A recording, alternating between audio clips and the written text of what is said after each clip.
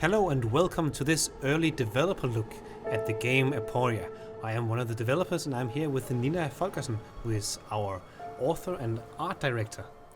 And I'm here with Kasper, our visual effects wizard and founder. I'm a wizard. One of the founders. Yeah, we're three. So what we're seeing here is the beginning of the game. It is where you start.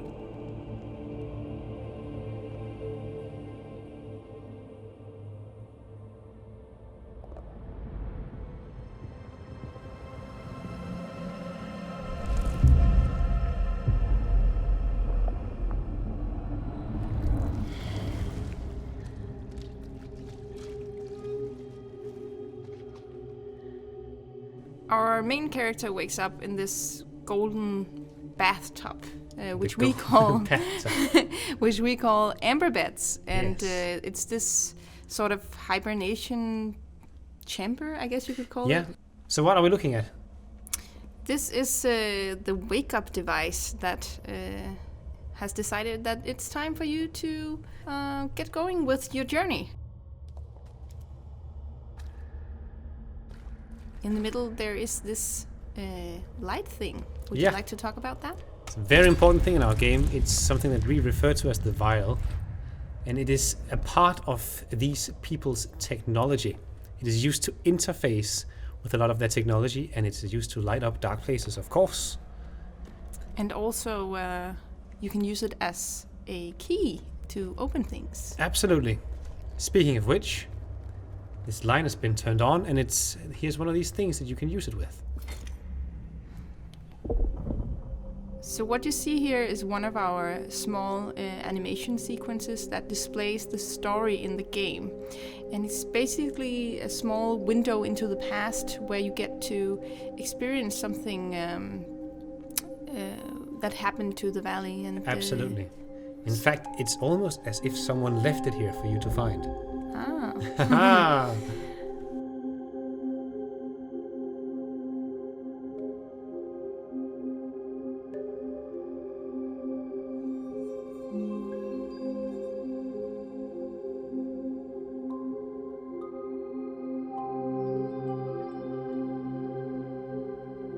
One of our main design principles for making these story sequences is that we don't want to lock the player inside a cinematic, so that's why you are still able to move around. Yeah, we never take the controls away from the player.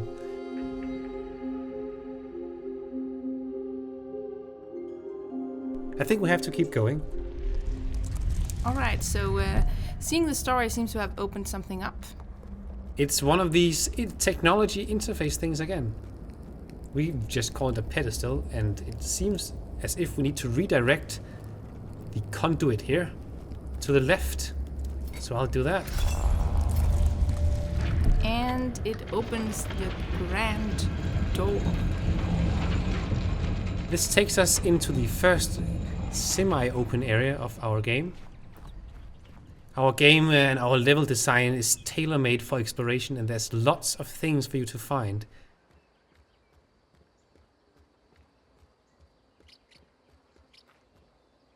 For instance, I believe over here we have something. Oh, that is a very important thing, which fuels our vial, so that we can keep using it. Because as you go on in the game, you spend a little bit of fuel on everything you do, everything you interact with. There's secrets everywhere, I believe. There's some secrets in here as well. Let's leave them for the players, I think. Aww. We just gave them a hint, I guess. All right, okay. That's up to you to find. Yeah.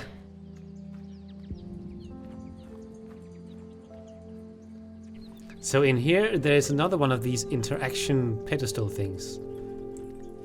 If I try to use it, nothing is happening. And that is because it's inactive.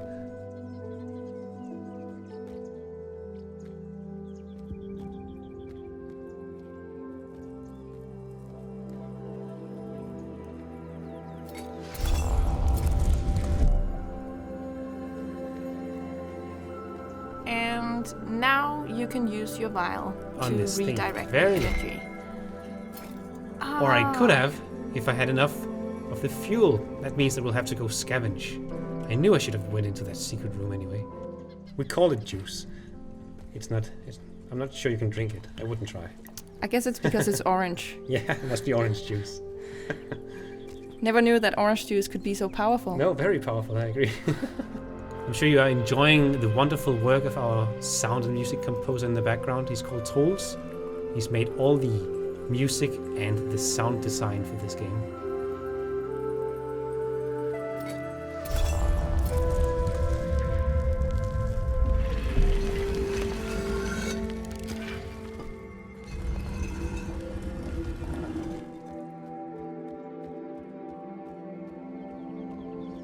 And I think at this point, we need to skip ahead to something equally exciting.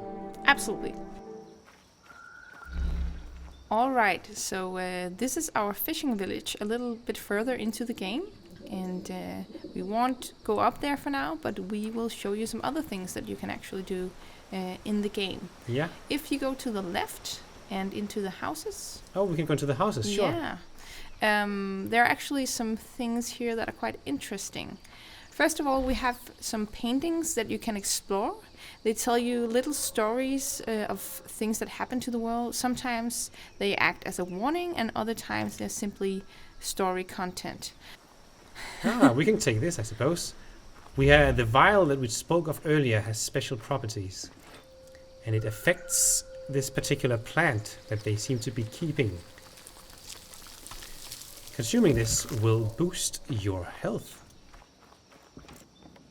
Parts of our game seem to be influenced by some sort of black fog and weird ground.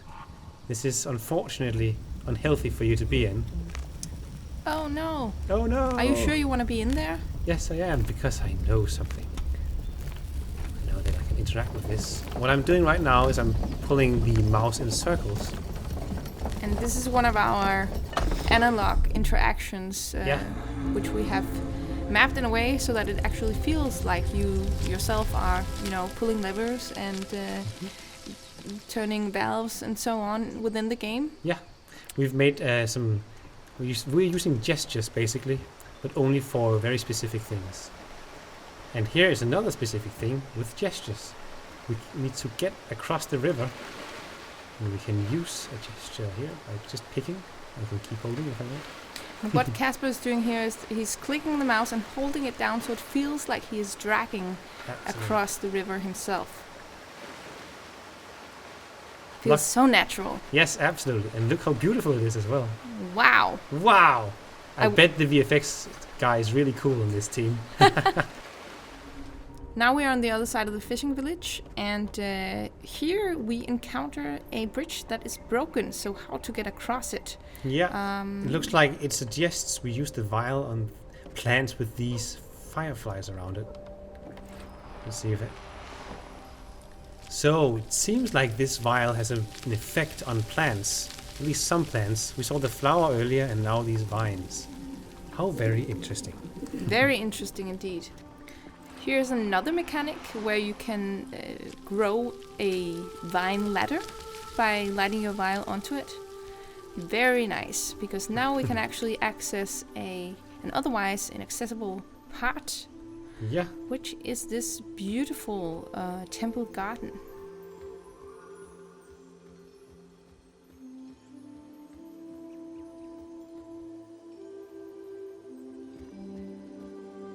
But it seems like there's a device in here that projects things on the walls.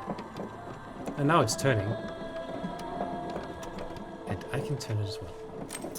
So it looks like there are symbols here.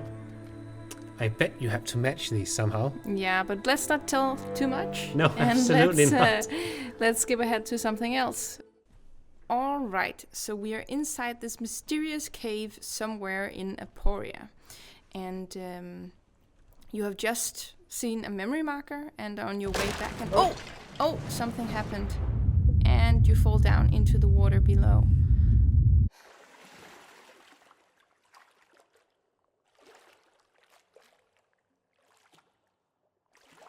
Luckily, I'm a developer, so I know what we need to do. What do we need to do? Or if in doubt in Aporia, follow the light. Don't follow the lights. I thought that was a thing. Yeah, but we're not dead yet, so it's fine. There's a guy that's dead. Maybe we shouldn't follow the light then. And there's a blockage here at the end of the tunnel. Can you check what it says? Oh, it seems that you need to wiggle. Wiggle, wiggle, wiggle. Here we go, and it seems like water is flushing through the tunnel now. So here we are, having played inside the cave and directed the water. We arrive at this location outside. And that is a bigger puzzle in Aporia. It's a very large puzzle indeed. Very large. And the purpose of this puzzle is to redirect the water into the great basin in the middle so that you may reach the light thingy in the middle. The bright thing in the middle. It's very important.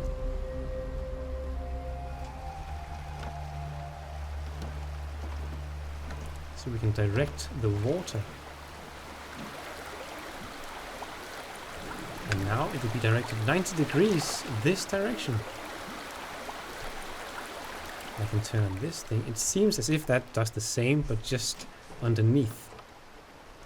Let's see if that was right. Yeah, water is flowing. Very nice. Let's take a short trip into the forest.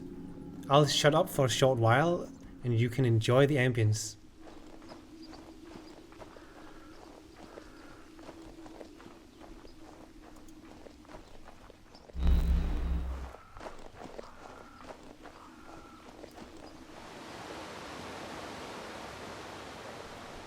If you're wondering why I'm stopping and looking at the god rays all the time, it's because I spend a lot of time making them, and I love them. I absolutely love them. Alright, so here we are at the largest and also the most difficult puzzle in the game. This is the very beginning of the puzzle, and in this one we also have these pedestals, but this time they're activating light. Absolutely, I think this is one of our favorite puzzles, at least for some of us. You have to direct these light cones to specific places, and things happen like that. And this is just the very first introduction. Oh, I can't leave without taking this.